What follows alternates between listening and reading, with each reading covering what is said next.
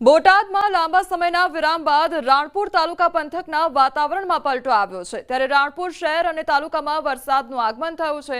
રાણપુર શહેરના તમામ વિસ્તારોમાં વરસાદ વરસ્યો છે। રાણપુર તાલુકાના ધારપીપળા, કેરિયા, સાંગણપુર, કનારા, રાજપરા, બોબડી અને અણિયાળી સહિતના આસપાસના ગામોમાં વરસાદ વરસ્યો છે। રાણપુર પંથકના વાવેતર કરાયેલા પાકોને જીવતદાન મળ્યું છે તો ખેડૂતોમાં ખુશીની લહેર છવાઈ ગઈ છે। સમગ્ર તાલુકા પંથકમાં ઠંડક પ્રસરી જવા પામી છે।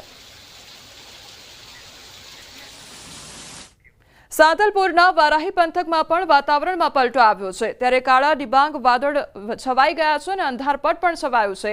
વારાહી, લખાપુર, ગોખાંતર, માનપુરા સહિત ગામોમાં ધોધમાર વરસાદ ખાબક્યો છે। રાધનપુર અને સમી તાલુકાના ગ્રામ્ય વિસ્તારમાં પણ હળવો વરસાદ નોંધાયો છે। ત્યારે હળવા પવન સાથે વરસાદી માહોલ જામ્યો છે અને વરસાદી વાતાવરણથી વિઝિબિલિટી ઘટી ગઈ છે તો હાઈવે પર પસાર થતા વાહન ચાલકોને લાઇટ ચાલુ કરવાની ફરજ પડી છે।